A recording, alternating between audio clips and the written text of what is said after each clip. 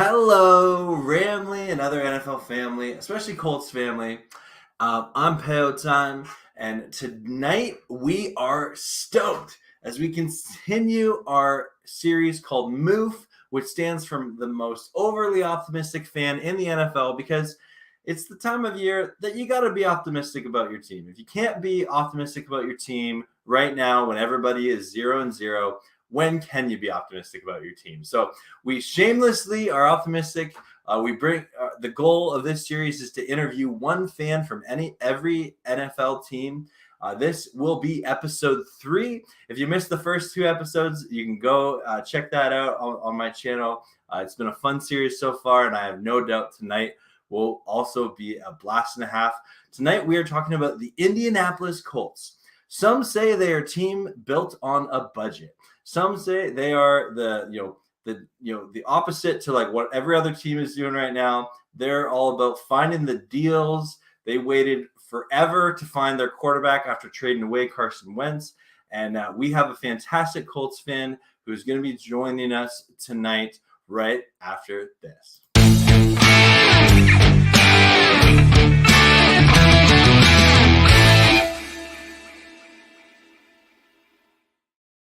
And welcome to the show, my good friend Jarrod. I know for those of you who saw this series last year, Jarrod was our Colts fan. And I see Grandizer is already making his puns today. No horsing around on today's show. Hello, Grandizer. But Jarrod, welcome to the show. How are you doing today?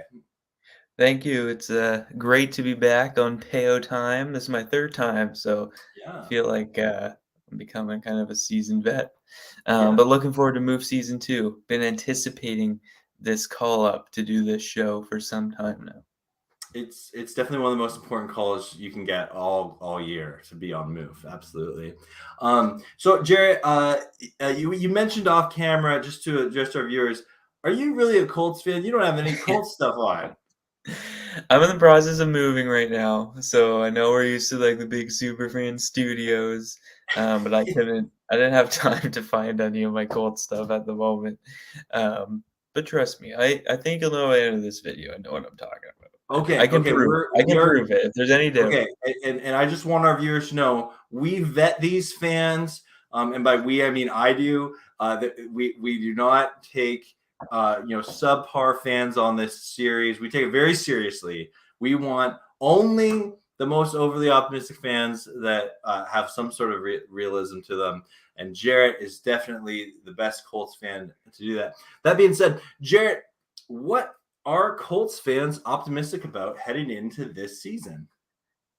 Well, I think it's debatable, but we're definitely could be considered to be the most disappointing team of last season, just in how it ended, based on how it was going. It was a heartbreak. And before that, I think there's like tons of optimism, and I think a lot of those reasons are still staying the same. I think we got one of the best O-lines in the NFL. We've proven we have now one of the best, if not the best, running back in the NFL. We have consistent defense. And I think, we've proven before the, late season collapse that we can contend and beat any team in the NFL.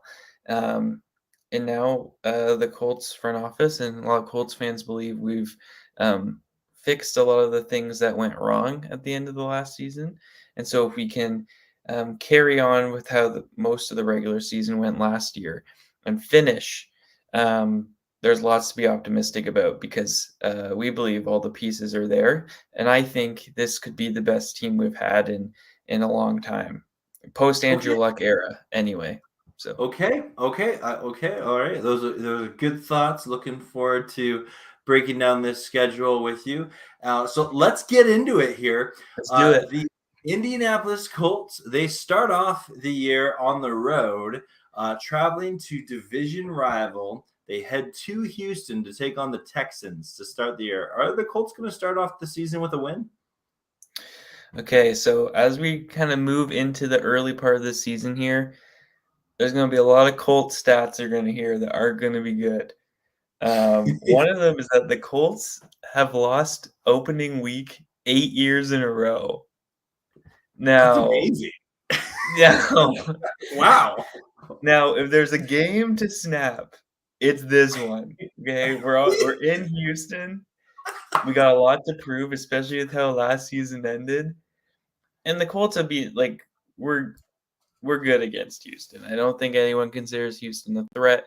I think I'm not honestly sure where to place them if I think they're worse or better than they were last year. I think a lot of it depends on how Davis Mills progresses.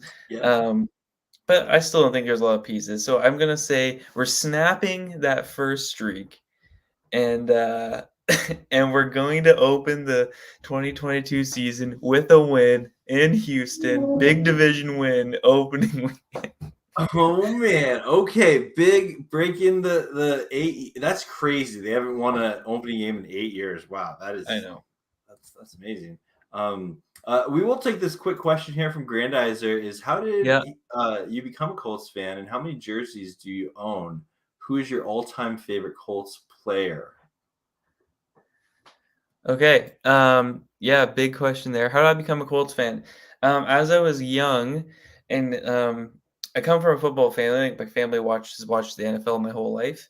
But that's kind of I was like growing up, and kind of you start becoming conscious and really cheering for teams. At the time, it was the early 2000s, and that's when the Peyton Manning was really. It wasn't Super Bowl yet, but that's when he was starting to hit his stride, and like the early Marvin Harrison, Reggie Wayne, Edgar and James teams, Dallas Clark. And so when they won the Super Bowl as a kid, that was like kind of the biggest moment for me that I said, yeah, I want to stick with this team. Tony Dungy, I was a big fan of him and his coaching style and his character growing up. He's a Love the pretty done. big influence of mine. Two, I own Peyton Manning and Andrew Luck. Um, I prefer only owning quarterback jerseys personally, just because they usually stick around the longest, and I haven't had one since Andrew Luck because we haven't had a quarterback stick around. So I have lots of Colts gear though. Zach can attest to it. I just don't That's have fair. jerseys. My all-time Colts players, all-time on offense is Reggie Wayne. I just love the way his route running and his consistency. He wasn't necessarily the most flashy player, but he was awesome. And defense, all time, it's probably Robert Mathis, but Darius Leonard might be. He's coming up, and he could overtake that. I think he's a beast. Turnover Okay. machines on defense, I think. So Cool. Awesome. Well, good thank you, question. Grandizer. So thank you. Yeah, thank you, Granizer. Week 2, and you watching, feel free to put a W or an L in the chat if you think that the Colts are going to win this game. And hello, Bruce, good to see you. So after their victorious win over the Texans, they travel to Jacksonville Oh to no! take on the Jaguars. How many years has it been since they've won in I think it's Jacksonville? been 7 or it's been close to the same as the opening game streak. It's been Wow, so 7 or Colts 8 have some years. demons to slay early on Yeah. here. And so what I want to stress about that stat is like that's not just like this era. A lot of people will pin that on like Frank Reich and Chris Ballard. No, these streaks transcend Colts front office regimes, which makes it makes more like less sense than it already does. But they have to, right? They have to win. Even if they lost to Houston, this is the game that like everything if they lose this game, I don't know what's going to happen. This will be on Sports Center Yeah. topic number 1. So are you predicting a win or a loss? I'm picking a win. It's going to be for some reason a Jacksonville game at 1 p.m. in September, beginning of September shouldn't be this emotional, but it's going to be for a lot of Colts fans, especially what happened at the end of last year. But like I said before, it wasn't anything new. Like Colts fans weren't surprised. They were disappointed because of how good the team was, and it was the last game to get in. But so many years they haven't won, and I think this game of all games is going to be the one circled on the coaches and players' calendars. Doug Peterson is an improvement at coach, of course. Mhm. But we have Frank Reich and Nick Foles. So, I mean, Like that kind of counteracts Doug Peterson, I think. But it's the Eagles drama. Who can get the most, former Yeah, Eagles? yeah, yeah. No, I think it makes sense to pick us here. Okay.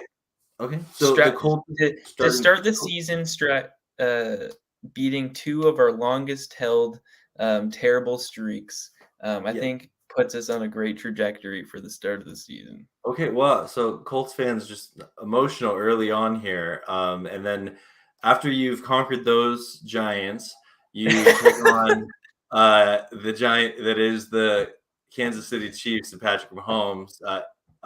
This is your home opener in week 3. Home opener. Win or lose versus the Chiefs. Yeah, so I'm picking a win here. I'm optimistic. It's our Okay. home opener. It's the Chiefs, sure, but I think the Chiefs are not going to be as good as they were last year. Patrick Mahomes is going to still be Patrick Mahomes for sure.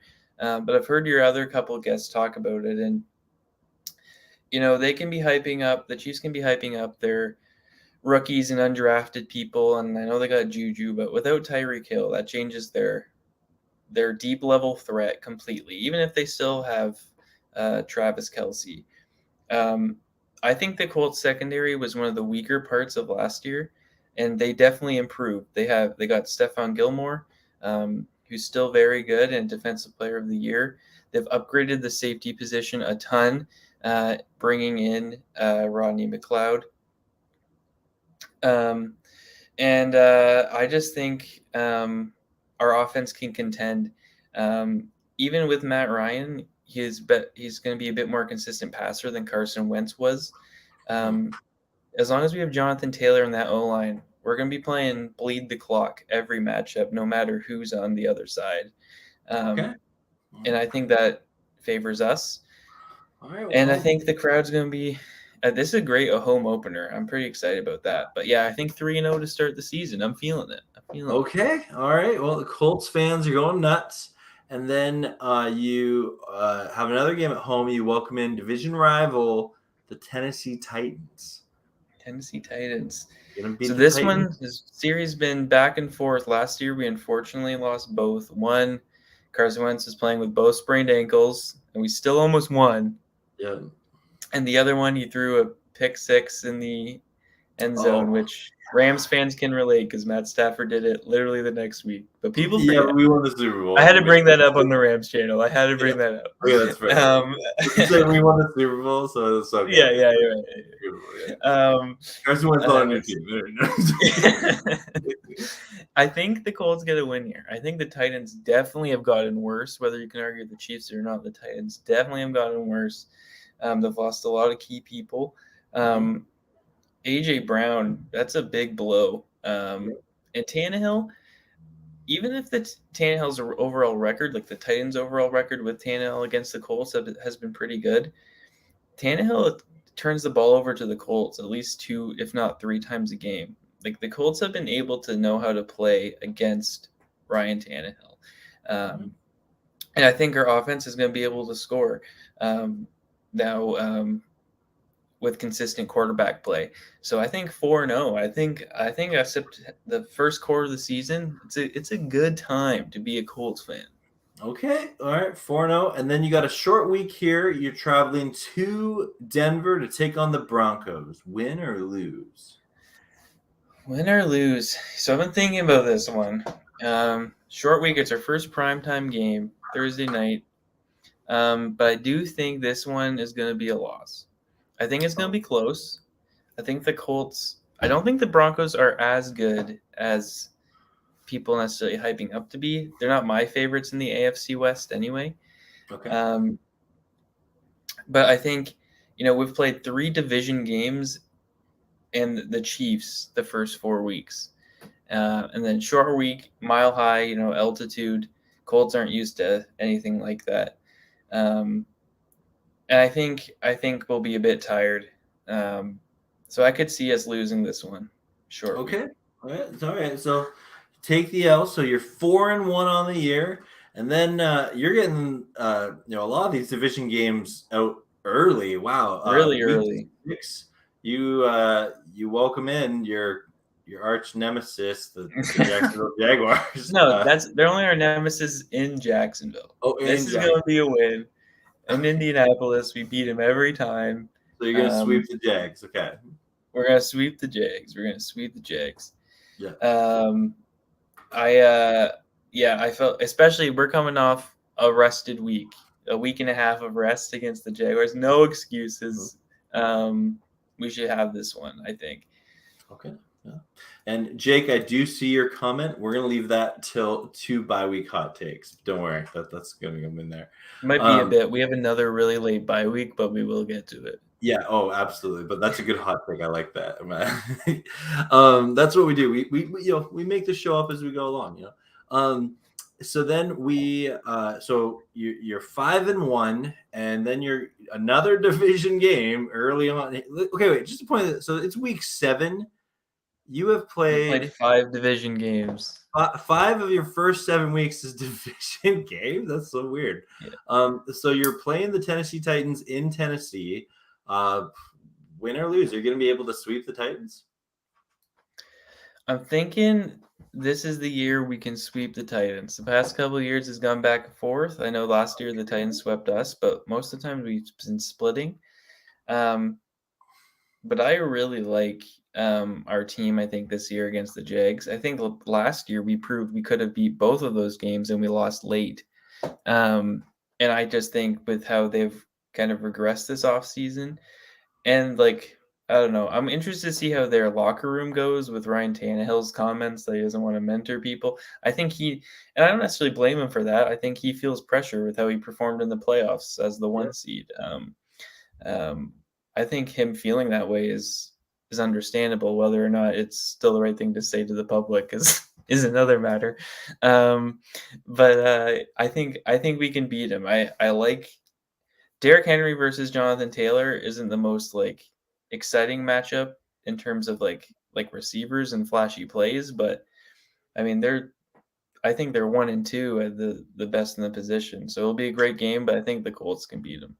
For sure. Okay. All right. Well, you're 6-1, and then we got a game. You want to talk about drama? I know. You're in Indianapolis, where Commander Carson and the Washington football team is coming to Indy to take on his former team, the team that shafted him. And you know what? We'll address this now, just because it is. First, can you address this hot take by Jake here? And then we'll predict this game. So hot take, Carson Wentz was not the problem in Indy. He had 27 touchdowns to 7 interceptions, which is pretty good. He got a lot of blame because he choked against the Jags, but the whole team choked, so he can't just blame him. What do you think about that? Do Colts fans feel this? I don't think that's a hot take at all. I think that's actually a very reasonable take. Okay. I would say I don't think it wasn't just the Jags the team choked against either. It was the Raiders we won and we were in, and then we lost at a go-ahead field goal, and then the Jags. So it was 2 weeks in a row. But throughout the year, and I think if you listen to Pat McAfee, he does say this a lot, and I agree. Carson Wentz's highs are very high, but his lows are very low. And his lows will lose you a game, even if he'll make flashy plays, and he'll always go for the flashy play. And I thought he deserved to stay, personally. I'm happy with Matt Ryan, and I'm pumped, and I do think it's an upgrade, but I thought Carson Wentz played well enough to stay. But I think the Colts just want someone more like Phillip Rivers, who, again, the Colts liked his approach at game management and just doing the easy throw, doing the checkdowns, handing the ball off when he needs to, and not necessarily looking for the 40-yard splash play, which Carson Wentz, I would say his biggest weakness, even though I was a fan of him last year, was he would always ignore the check down and try to go for the big throw. And that got him in trouble. And he took hits he didn't necessarily need to. Now, I don't think all the hits were his fault. I think when he gets hit, he gets unfairly blamed for sure. And when he makes a bad throw, he sometimes gets unfairly blamed. But I think it's also a reputation he's created for himself. Okay. Now, for this game, win or lose, what are you thinking? I know. It just feels like one of those games where I know Carson Wentz is going to perform well. Like whether you like it or not, like he plays with a chip on his shoulder, and Yeah. and I don't think it. I think we can win because I don't think their defense is that good. Their front is good, but I think our O line can match against it. Um, but I don't think I think it'll be low scoring.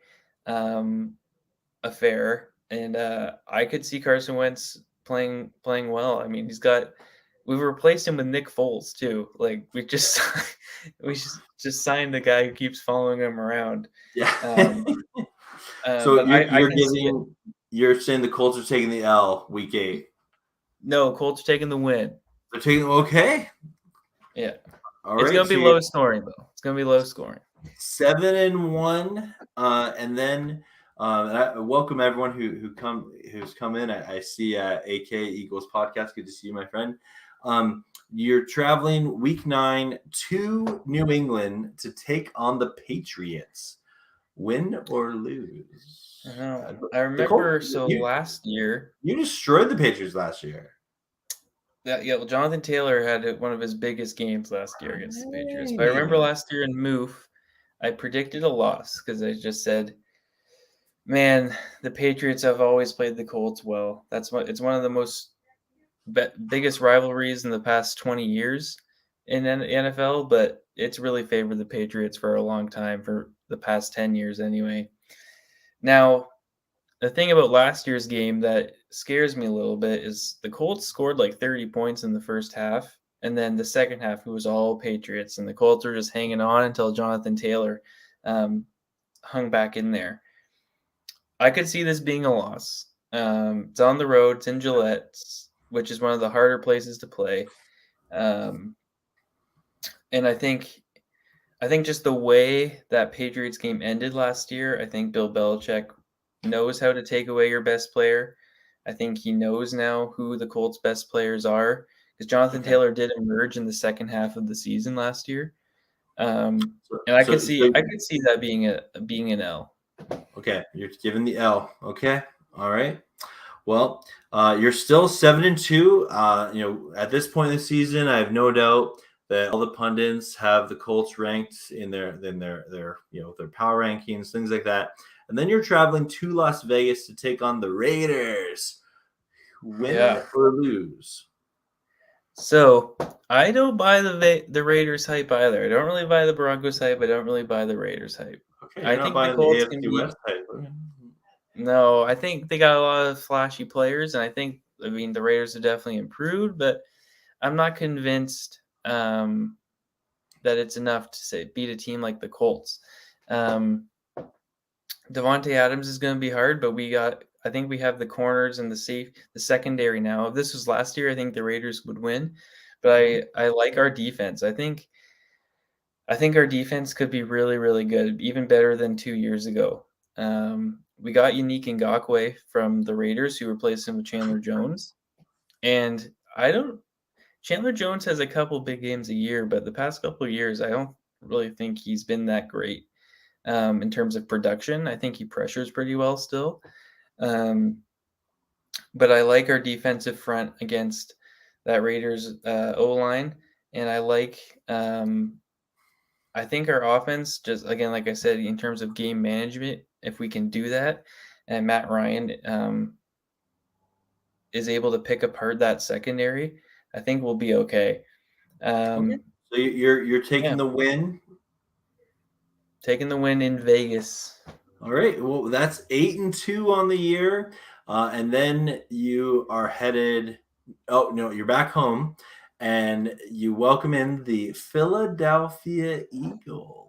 Ooh, there's some storylines in that game. Yeah. Really, the Indianapolis Eagles, because that's our whole coaching staff on the other side. So I think it's going to be interesting because they're going to know how to play against a lot of our players like really well. And they're a big rushing team too. So I don't think this is going to be a big scoring affair either. Okay. I think a lot for me when this game's hard for me because I don't know how Jalen Hurts is going to perform. I saw you had an Eagles podcast, so I don't know how they comment in the chat. I don't know how he thinks Hurts is going to do next year. But I'm not sure. I don't know what I've seen from him that like wows me and thinks he'll take the next step. And I think he could be the determining factor for if they win or lose this game. So based on what I saw last year, I think the Colts can win this game. I think it's going to be close. Just the nature and the relationship between the coaches and the front offices. But yeah, the Eagles and the Colts have been weirdly linked over the past few years. That's for sure. Okay. So you're giving the win to the Colts. I am. Okay. 9-2. Whoa, Colts fans they're giddy. And then they're excited where they get to host Monday Night Football this year, and they welcome the Pittsburgh Steelers to town. Yeah. Win or lose in primetime.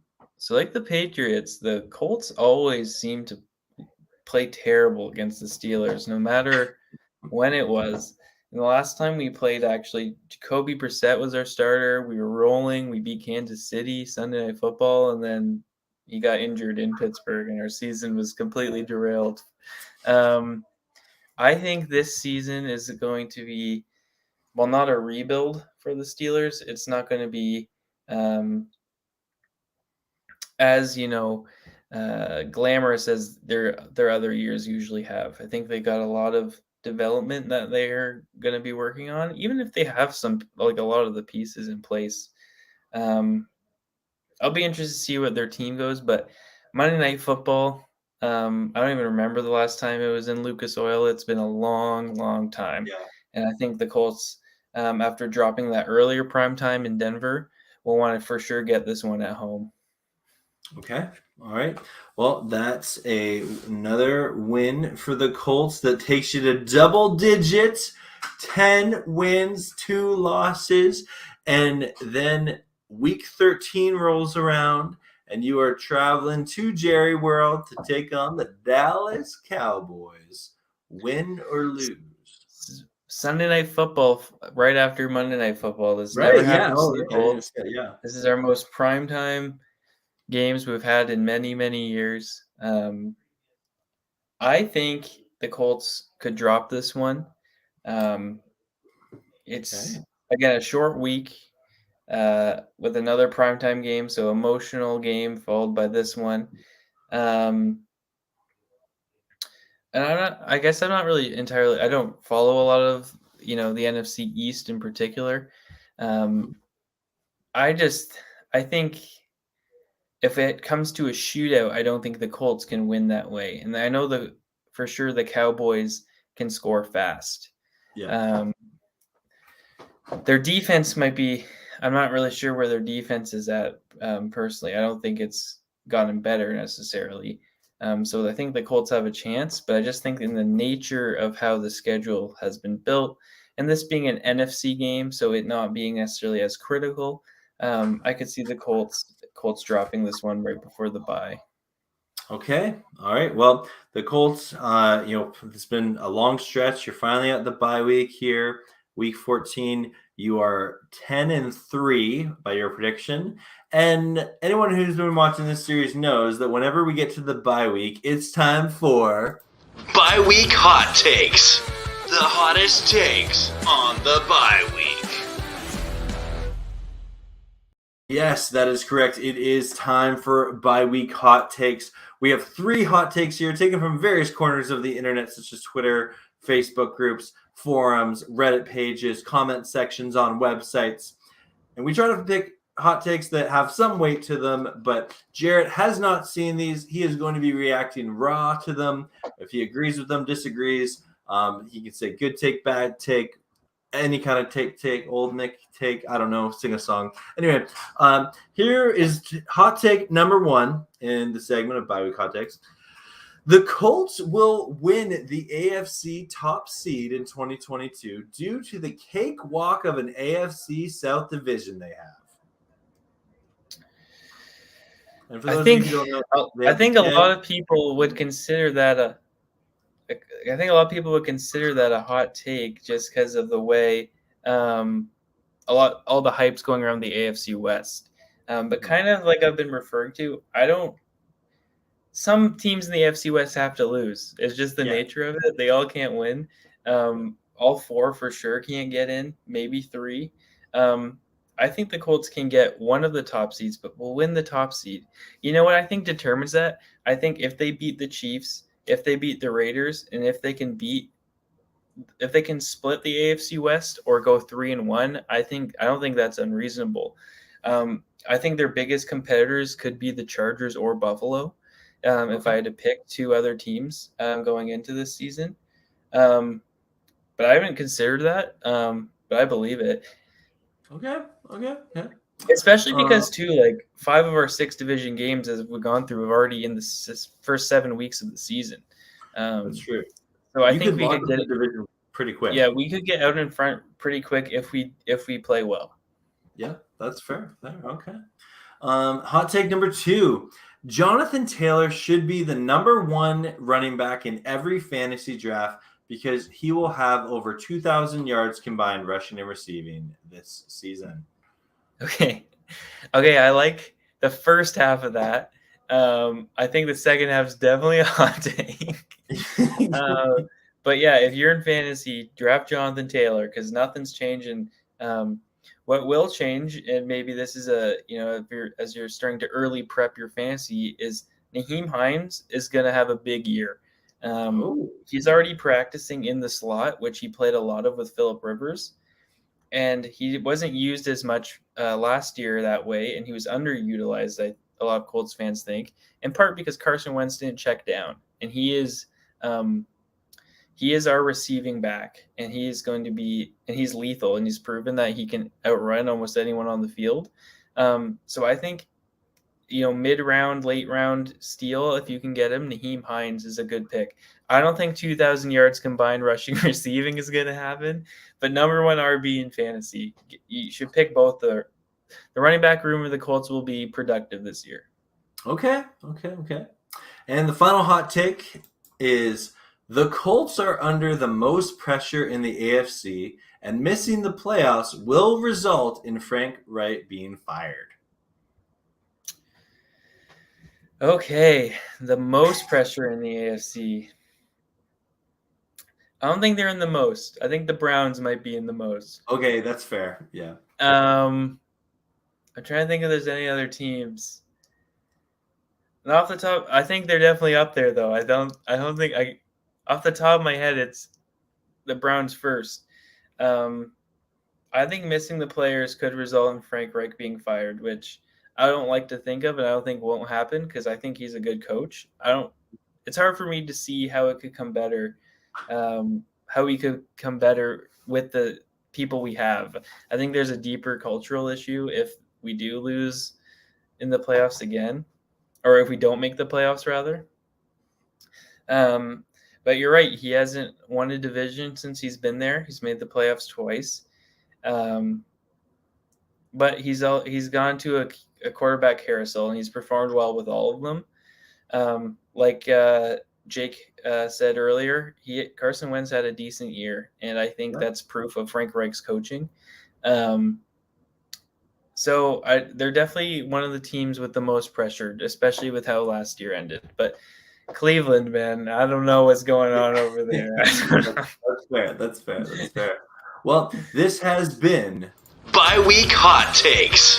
The hottest takes on the bye week. All right, and back to this schedule breakdown here. We are at week 15.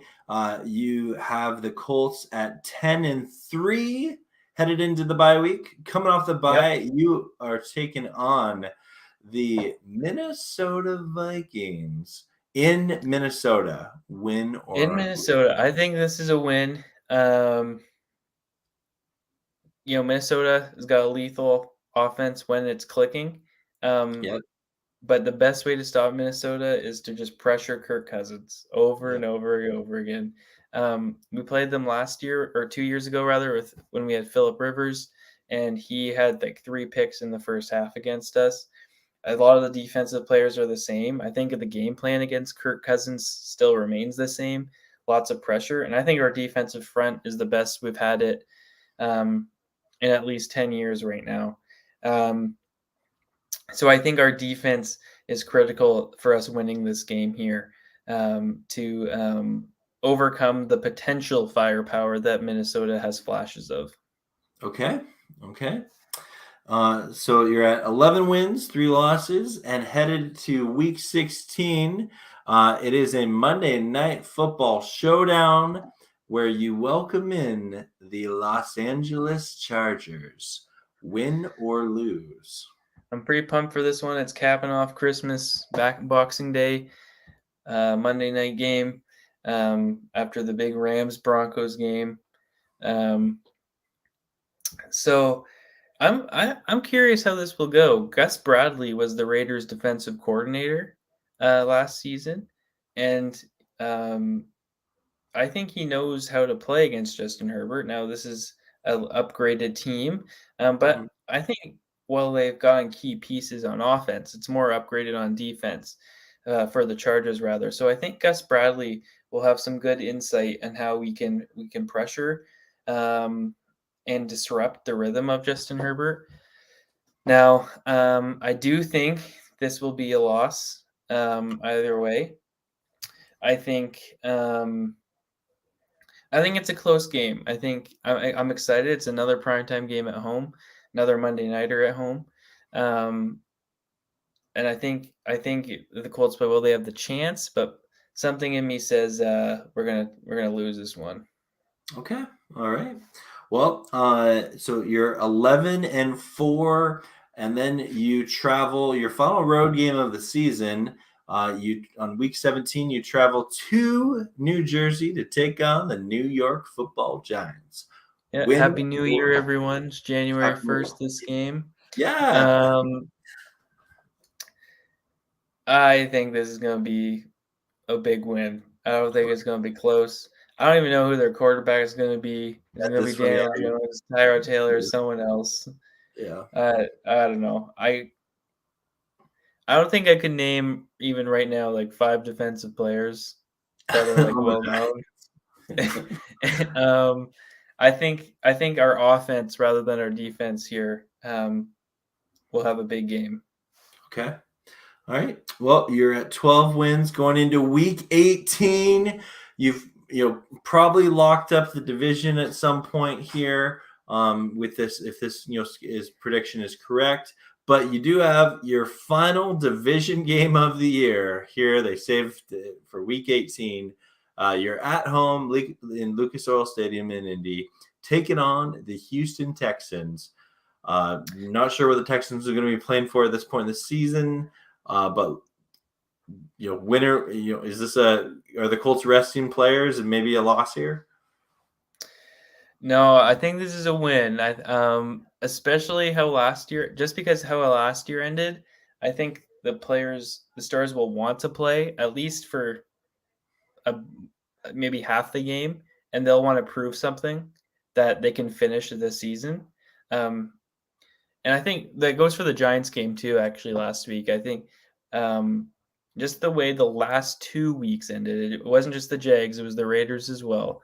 I think just being able to finish the last third or last quarter of the season for the Colts will be the biggest thing. And again, most of the team is the same, and they showed the potential that they could be the team no one wanted to play in the playoffs. And so even if it's the Texans, and even if the Stars play for just a little bit, I think they'll do enough to get the win and close out the season. And it's not Jacksonville, so we're not going to lose. So it's okay. Yeah. Yeah, the schedule makers were kind to the Colts that way. Well, Jarrod, so I have you predicting that the Colts will be 13-4 in 2022. That is pretty optimistic, and that's what we love to hear on MOOF. So, Jarrod, thank you so much. That was a lot of fun. Thanks for coming on in. Do you have any last words for our viewers? No, thanks for having me. I guess the one thing I'll say is charity live stream September 8th. I'll be tuning in. You all should as well. It's going to be a good time. I already have it on my calendar. Thank you. But we're also less than 100 days from the NFL football season, guys. So it's coming. It's coming. It's time to be optimistic. Yeah. Yes.